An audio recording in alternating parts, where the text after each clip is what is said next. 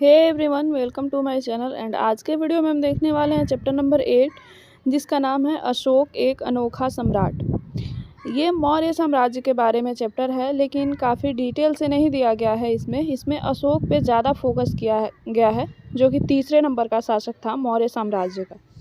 पहले नंबर पे थे चंद्रगुप्त मौर्य, दूसरे नंबर पे बिंदुसार और तीसरे नंबर का शासक था अशोक। ठीक है, ये साम्राज्य काफ़ी बड़ा था। आप लोगों ने कहीं ना कहीं सुना होगा, चाणक्य की मदद से चंद्रगुप्त मौर्य ने घनानंद को हराकर इस साम्राज्य की स्थापना की थी। इसको हम पढ़ेंगे। उससे पहले यदि आप चैनल पर नए हैं तो सब्सक्राइब ज़रूर कर लीजिए। और आप सबसे रिक्वेस्ट है कि आप लोग वीडियो को ज़्यादा से ज़्यादा शेयर कीजिए, उन लोगों तक पहुंचाइए जिनको इसकी ज़रूरत है। मैं मानती हूँ कि स्मार्ट बोर्ड पे काफ़ी सारे क्लासेस चल रही हैं, लेकिन एक बार इस वीडियो को देखिए, पेन पेपर से जुड़ के देखिए, आपको काफ़ी अच्छा लगेगा। और आपके लिए काफ़ी अच्छा नोट्स हमने तैयार किया है। मैं नोट्स से ही ये क्लासेस ले रही हूँ, ताकि जिन लोगों ने नोट्स लिया है उनको अगर कोई डाउट हो नोट्स में तो वो क्लियर समझ में आ जाए। और जिन लोगों ने नोट्स नहीं लिया है उनके पास काफ़ी टाइम है, वो इस चैप्टर को देख के, इस वीडियोज़ को देख के और अपना नोट्स कंप्लीट कर लें। आप इसे पढ़ के यहाँ से अपना नोट्स हूबहू बना सकते हैं, आपको पेमेंट नहीं करना पड़ेगा। दो ही शर्त है, या तो आप पेमेंट करके नोट्स लीजिए, या तो फिर वीडियोज़ को देखिए, क्लास को समझिए और फिर अपना नोट्स तैयार कीजिए। तो वीडियो को लास्ट तक ज़रूर देखिएगा।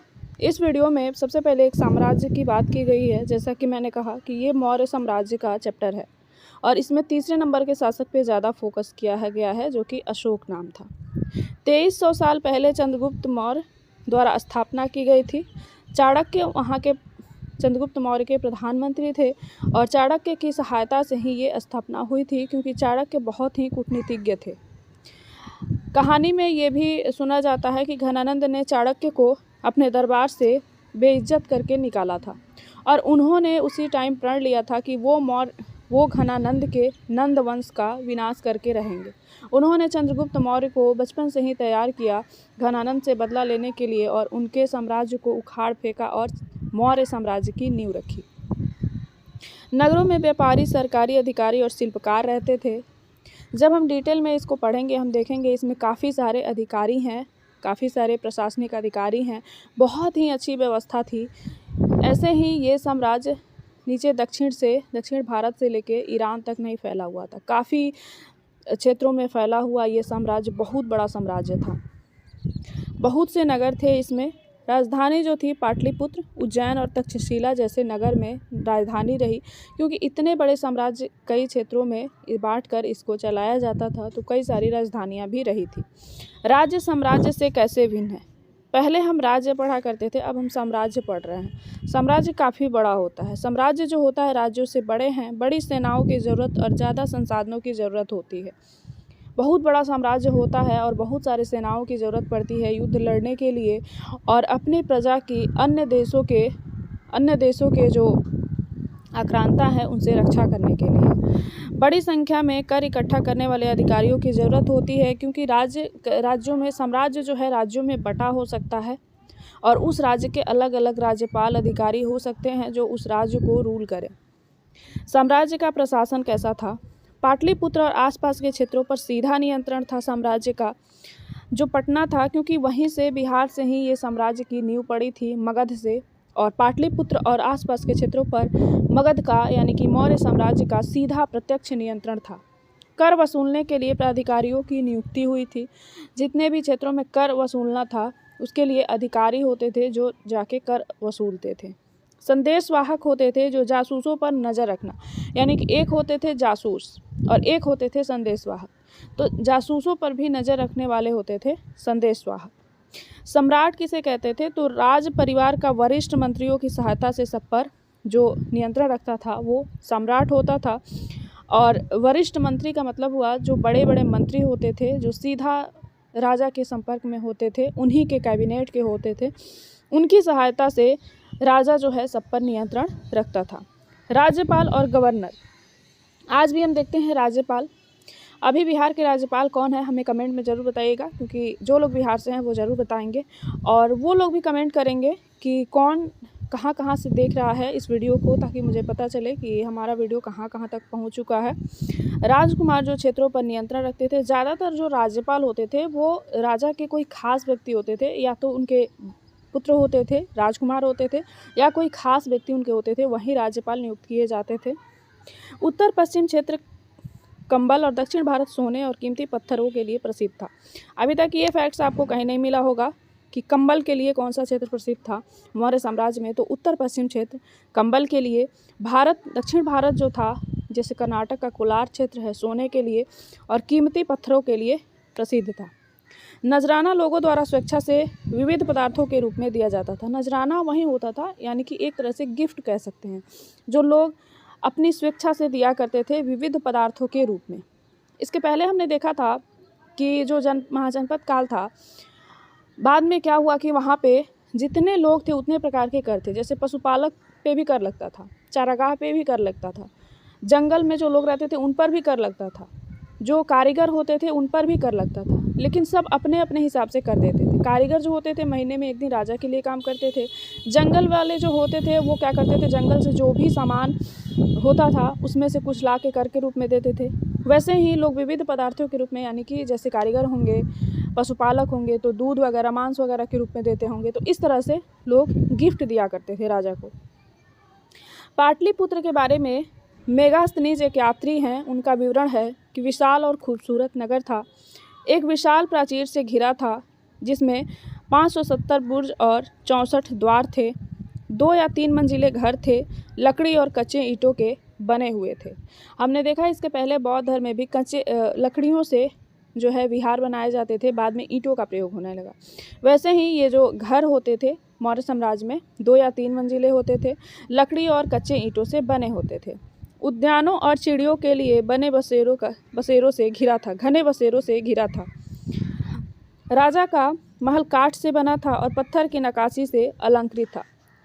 उस समय लकड़ी की कोई कमी नहीं थी, क्योंकि आपको पता है कि उसके आसपास, मगध के आसपास जंगल थे दक्षिणी भाग में, और वहाँ से कीमती लकड़ियाँ आती थी जिससे घर बनाए जाते थे और भी बहुत सारी चीज़ें बनाई जाती थी। ठीक है। अशोक एक अनोखा सम्राट। अशोक के बारे में यहाँ पे दिया गया है कि मौर्य वंश का प्रसिद्ध शासक था। जैसे कि हमने बताया, ये 3रे नंबर का शासक था मौर्य वंश का। पहला चंद्रगुप्त मौर्य, दूसरा बिंदुसार और 3रे नंबर पर अशोक था।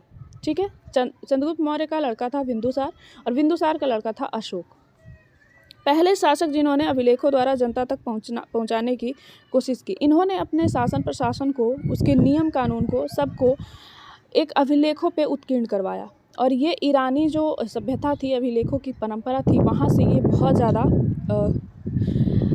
ज़्यादा वहाँ से प्रोत्साहित हुए थे ये। और ये क्या करते थे कि एक पिलर पे इनके अभिलेख काफ़ी प्रसिद्ध हैं, क्योंकि पहली बार भारत में इन्होंने ही अभिलेखों की परंपरा शुरू की, जिसको एक तरह से आप कह सकते हैं लिखित संविधान कह सकते हैं। कि लिखित संविधान की परंपरा अगर किसी ने प्राचीन भारत में शुरू की तो वो थे अशोक।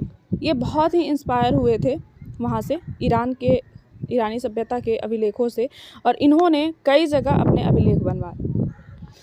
ज़्यादातर अभिलेख प्राकृत भाषा और ब्राह्मी लिपि में हैं। ठीक है।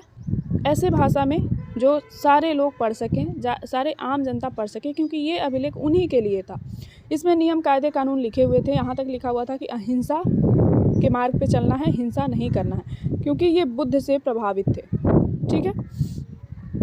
कलिंग युद्ध हुआ। तटवर्ती उड़ीसा का प्राचीन नाम है कलिंग। ठीक है। और वहाँ पे इन्होंने युद्ध किया। अपने शासन के 8वें वर्ष में अशोक द्वारा कलिंग विजय का प्रथम प्रयास किया गया। युद्ध और हिंसा से अशोक की वितृष्णा हो गई। ऐसा माना जाता है कि 1 लाख से ज़्यादा लोग उस युद्ध में मारे गए थे। इन्होंने अपने राजा बनने के 8वें वर्ष में युद्ध किया था, और वहीं से इनका युद्ध त्याग की नीति इन्होंने अपनाई कि इतने लोगों को मारकर जो साम्राज्य हासिल किया जाए उसका कोई मायने नहीं है। और यहीं से उन्होंने बौद्ध धर्म को अपनाया और युद्ध नीति को त्याग दिया। कहीं ना कहीं जब इनका पतन पढ़ते हैं हम कि मौर्य साम्राज्य का पतन कैसे हुआ, तो उसमें एक और कारण आता है कि युद्ध का त्याग, क्योंकि राजा होने का मतलब है युद्ध करना, बाहरी शक्तियों से अपनी रक्षा करना, अपने प्रजा की रक्षा करना, नहीं तो बाहरी शक्तियाँ आपको जीने नहीं देंगी। और राजा का प्रथम कर्तव्य है युद्ध के द्वारा अपनी प्रजा की रक्षा करना। इन्होंने युद्ध का त्याग किया। अशोक का धम्म। अशोक का धम्म का मतलब है धर्म। नैतिक नियमों का संग्रह था। धम्म महामात अधिकारियों की इन्होंने नियुक्ति की। राजा का संदेश लोगों को पढ़कर सुनाते थे। यानी कि जो इन्होंने अभिलेख बनवाया था और जो नियुक्ति इन्होंने की थी, धम्म महामात्र कहा जाता था। वे क्या करते थे कि राजा के जो विचार होते थे, जो नैतिक संदेश होते थे, वो लोगों तक पहुंचाते थे, लोगों को पढ़ के सुनाते थे कि आपको ऐसा ऐसा करना है, ऐसा राजा ने कहा है। धम्म विचारों को प्रसारित करने के लिए सीरिया, मिस्र, ग्रीस तथा श्रीलंका में भी दूत अशोक के द्वारा भेजे गए थे, जो इनके धर्म का प्रचार करते थे। अशोक ने सड़कें बनवाई, कुएं खुदवाए, विश्राम गृह बनवाए जहां यात्री लोग विश्राम करते थे। मनुष्यों और जानवरों के लिए चिकित्सा की व्यवस्था भी की। उनके धर्मादेश आज भी हमसे एक ऐसी भाषा में बात करते हैं जिन्हें हम समझ सकते हैं और जिनसे हम बहुत कुछ सीख सकते हैं। ये वक्तव्य कहा है पंडित जवाहरलाल नेहरू कि उनके जो धम्म हैं वो हमसे एक ऐसी भाषा में बात करते हैं जिन्हें हम पढ़ सकते हैं और समझ सकते हैं और उससे बहुत कुछ सीख सकते हैं। चीन की दीवार उसी टाइम बनाई गई थी। ये 11 क्लास की हिस्ट्री में भी है क्यों बनाई गई थी। 2400 वर्ष पूर्व निर्माण शुरू हुआ। उद्देश्य था उत्तर सीमा की पशुपालक लोगों से रक्षा करना, ज़्यादातर यायावर और मंगोल जो प्रजाति थी, जनजाति थी, उनसे रक्षा करना था। 64,000 किलोमीटर लंबी, पत्थर और ईंट से बनी थी। ऊपरी सतह सड़क जैसी चौड़ी थी। यानी कि चीन की जो दीवार थी उसकी ऊपरी जो सतह थी ये सड़क जैसे चौड़ी थी। 100 से 200 मीटर दूरी पर निगरानी के लिए बुर्ज बने थे। लगभग 2200 वर्ष पूर्व इस साम्राज्य का पतन हो गया। ठीक है, तो इस तरह से हमने देखा 8वां चैप्टर। अगले चैप्टर में हम 9वां चैप्टर देखेंगे, खुशहाल गांव और समृद्ध शहर। क्योंकि मौर्य साम्राज्य के पतन के बाद जो जिन साम्राज्य का उदय हुआ, जिसमें शक, कुषाण और भी बहुत सारे पहलव शासक आते हैं, उतना डिटेल में 6 क्लास के एनसीईआरटी में नहीं दिया गया है। उतना डिटेल में हम 12वीं क्लास में पढ़ेंगे। लेकिन अभी जितना बेसिक दिया गया है काफ़ी इंफॉर्मेटिव है और इसको आप नोट्स ज़रूर बनाइएगा और ध्यान से पढ़िएगा, इसका रिवीजन भी कीजिएगा। धन्यवाद।